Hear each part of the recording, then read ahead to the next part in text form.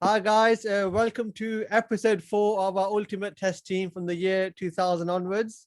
There's been plenty of comments, suggestions, and disagreements so far with the nominations and the selections. Just to confirm, I'm picking all the nominations, and then Faraz and Betty are picking the team. So that's just to clarify that. So if you're not happy with the nominations, it's all my fault. If you're not happy with the team from there, it's Faraz and Betty. Quickly, the nomination again for the number 5 spot. I'll start off by reminding you of the team.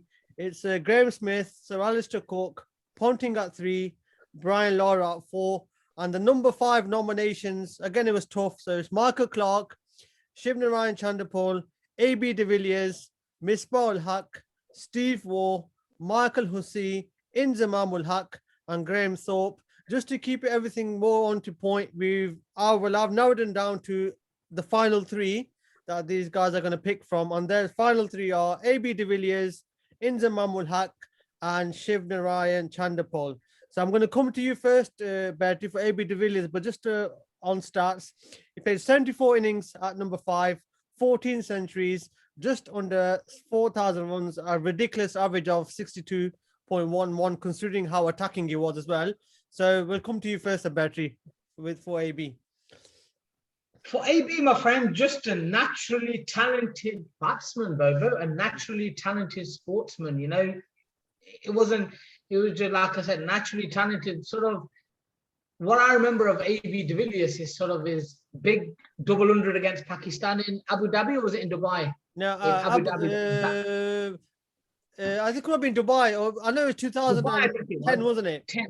Yeah, it was in Dubai. Yeah. And then he had he hit another double 100. He actually scored 100 against India in Nagpur. I think that was 2008. I think, or yeah. And then he hit that. When was the others? He hit a double 100 against in India in Ahmedabad. That's what I'm saying. He scored India. Ahmedabad, he scored that double. He's got 2 double 100s. Someone was just coming in at 5, man. When the bowling was tired, the ball was old, and then AB de Villiers walks in and he's just hitting 360. And someone who we all know from T20 cricket, who actually he sort of played, I wouldn't say played the same way in Test cricket, because he's had some actually dogged and determined innings. I still remember one against India. I don't know if you remember. When was that? Where he got that 42 in the first innings, and then he did that. He batted for about 6-7 hours. That was against Australia in 2012 when they played out for the draw. That was the 30th. He did one in India as well. He did one against India in India on a Bunsen burner. Oh yeah, them terrible pitches. Yeah, he was the only one. Yeah, and then he batted so long and he got the draw in the end on that one. And the one that you're on about in Australia. The reason why I mentioned that is sort of like, you're going from all the big hundreds to the dogged innings, and we always think that with AB, we always look at just like he's a T20 player, but he actually could adapt his game. And like I said at the beginning, a naturally talented cricketer in all 3 formats, and he showed his class in Test as well. So Frazia, obviously he did. AB de Villiers obviously made his debut against England in 2004. I think the same series as Dale Steyn as well. So he was pretty much. You could see he was a special cricketer then, and apart from his batting, his fielding was electric as well. One of the best fielders. So, what do you think about him? Apart from, as Bertie says, his attacking all-round play, what do you think makes him stand out from the others? Yeah, I mean, I first saw him in, like you said, that 2004 series. Very enthusiastic. I think he started off as an opener, didn't he? Not in that series, but I think later on he went to an opener in 2006-07. But I still finished him off, I think. As an opener. Yeah, I think he did. He did go for a period. Went as an opener for a period, but obviously settled down in the team later on. But at number 5, like you said, like a great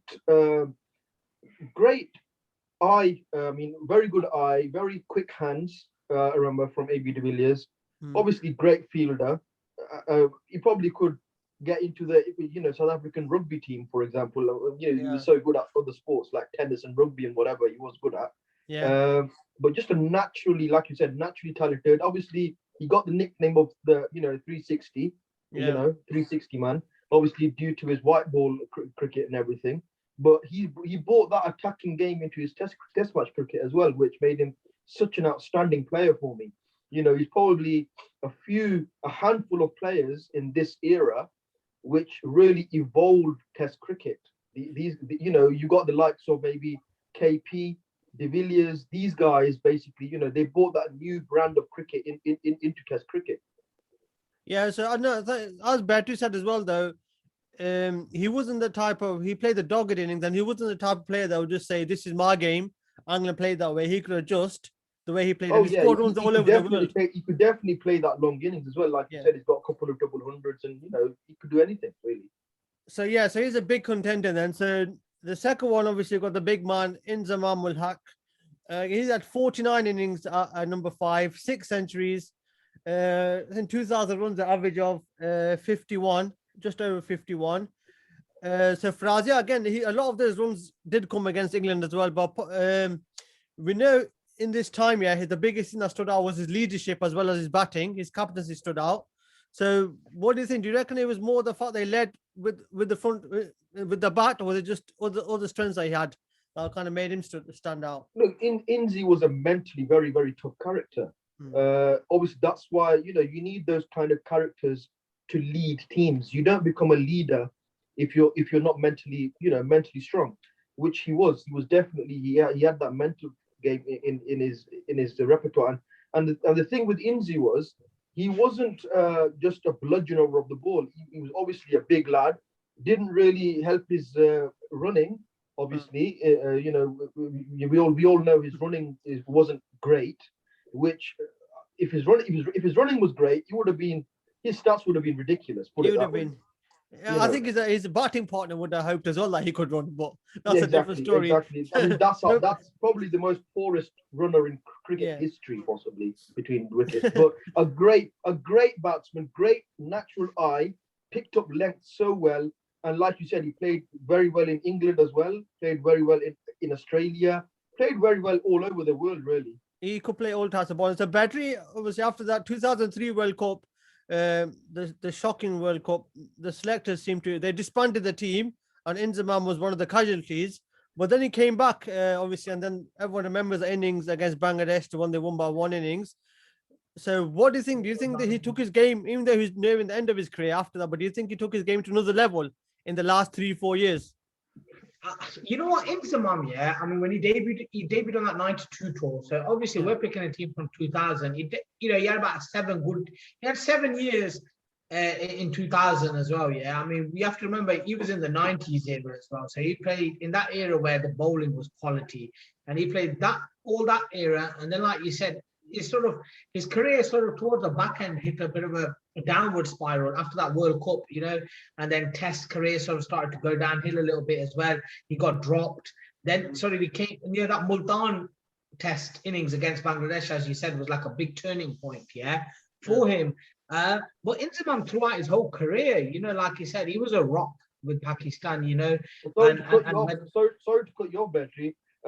Is one of his latter series against England in 2005. I remember England went there as favourites because they won the Ashes in 2005, and Inzi in that series was phenomenal with the They couldn't get him out. I think he was going to get like 400s in a row, but then got run out.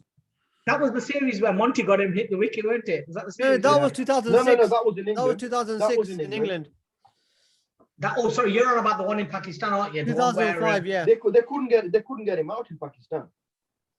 Yeah, he played the one then after that, because the 2006 was the one where they had they walked off the pitch, didn't they? That was in England. The Oval in the Test match, Yeah, I mean, Inzamam, like I said, another solid rock at number 5, walking in Inzi when the ball was it's the last man you want to face.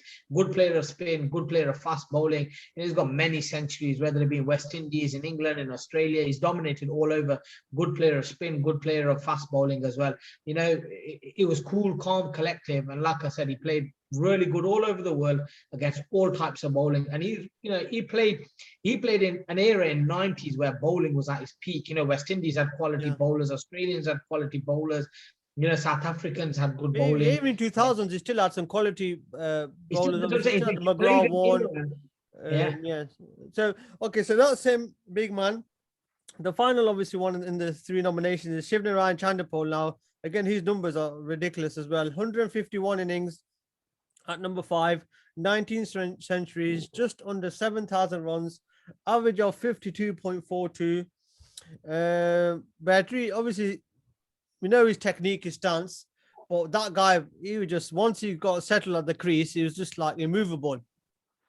You know, with Chanderpaul, it's his doggedness. You know, he was known for his doggedness. Yeah, you know, you know, it wasn't pretty to watch, but he was effective. You know, like with Chanderpaul, the batting that was around him wasn't that good at that era that he played in. Yeah, you know, he was sort of like a few batsmen, but he was carrying a team. Yeah, almost what Lara did for West Indies, and his stats speak so highly of him. I mean, I remember the famous innings that I remember of him. I mean, though how boring and slow he was, he's actually got the third fastest 100 in Yeah, I think 67 Farazan mentioned the innings against Australia. I think it was there Guyana, Faraz? He got a 100. He was in Antigua. He got 100 before lunch. Antigua, sorry, yeah. And then he played, you know, that famous 400 Test match, that one they scored, they chased against Australia. He hit 100 in that as well. Yeah. Yeah, he's one of those players. I mean, yeah, he had a lot more. He had another gear, but he hardly ever used it. But he was there.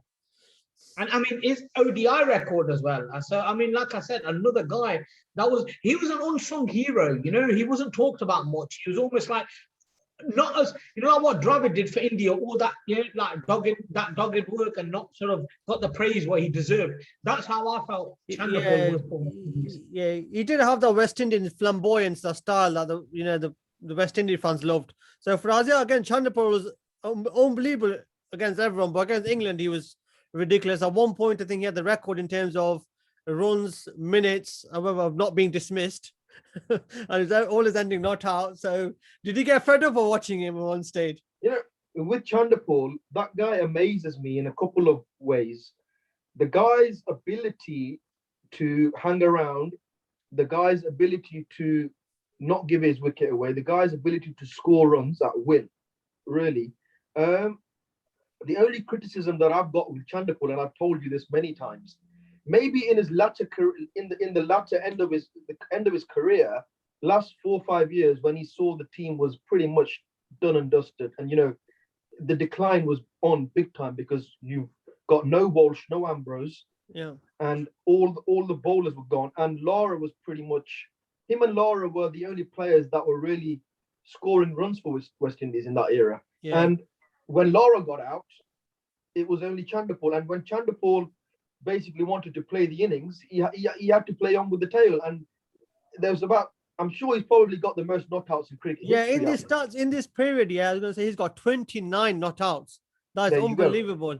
And I would expect those 29 games that for most likely West Indies have maybe lost or drawn most of them. That I think that's a good point for us. That I've mentioned it before as well, that he's one of those guys when West Indies were 6, 7, 8 down, he's sometimes just seemed to let them have the strike and just be in his own bubble and not realize that sometimes maybe he should just take the risk himself and try to get extra runs rather than ending not out. But I think the bubble was his strength, but sometimes his own bubble cost him as well. Maybe he didn't see the biggest picture. I think what happened in the latter stage of his career, he basically thought, look, fair enough, the team's going down. Let me get the runs, let me get the runs, get not out, play for the average. There's not much. You mentioned 30 hundreds. The guy scored 30 hundreds, man. It's unbelievable. So, and he played a long time. He made his debut in '94, I think it must have been. So just after Lara, yeah. So here we go, then, guys. So of Lara. That's crazy, guys. So AB de Villiers, Inzamam ul Haq, Shibli Ryan Chanderpaul. I'll come to you first. For us, who are you going with and why? Okay, guys. For the full package, you've got obviously Cook, Graeme Smith, Ponting. Then you see Lara out of the pavilion at 4, and after Lara, if you see de Villiers, then you're going to faint. If you get to de Villiers, because number 5, the team's going to be tired after those 4 that have just been dismissed, and you want to see if you see de Villiers walk out, he's going to absolutely demoralize you. But by the way, just realized, look at the slip cordon. Yeah, we got Graeme Smith, Ricky Ponting, Lara, and then de Villiers. You've got the 3 slips and Gully all sorted as well. Exactly. And de Villiers, for me, can take the game away at number 5. Number 5 is a very, very crucial position people are forgetting. You've got to, if you lose early wickets, you've got to steady the ship, which he can do. and he can just dominate when you want him to. So fair point. Battery, who are you gonna? I'm going for Mohammed Yusuf. Go on, carry on. For me, like I said, I think all three of them could easily get into an all-time sort of in the team. But for me, I think for balance, for someone who I've seen sort of, he retired in 2018, 17, 18. Oh, De Villiers. Yeah. We still don't know. There's a asterisk. You never know with him. Yeah. He might make a comeback. Another one. For someone who sort of I've watched quite a lot, and for someone batting at that 5, he's got an average of 62, the highest at that position, and someone who would just dominate spin and fast bowling. I think it's a tight call with the other two, but I just feel that I think AB de Villiers deserves to be in this team. It's fair enough. He's one of the. He goes down in terms of the modern cricketers. He's one of the. I think a lot of his peers as well regard him as one of the greatest players. Even people like Kohli, and they kind of see him as another level to them as well. So that just says it all. So thank you guys, AB de Villiers, another great player in our team. So at the moment now we have Graeme Smith, Alistair Cook, Ricky Ponting, Brian Lara, AB de Villiers. So the next show, number 6, is going to be very interesting. There's going to be a few balance issues that we need to work out. So I'll have to think about the nominations. But yeah, we'll see you very soon. We'll have those nominations out. And thank you, Bertie and Fraza, for joining me today. Thank you for the input as well.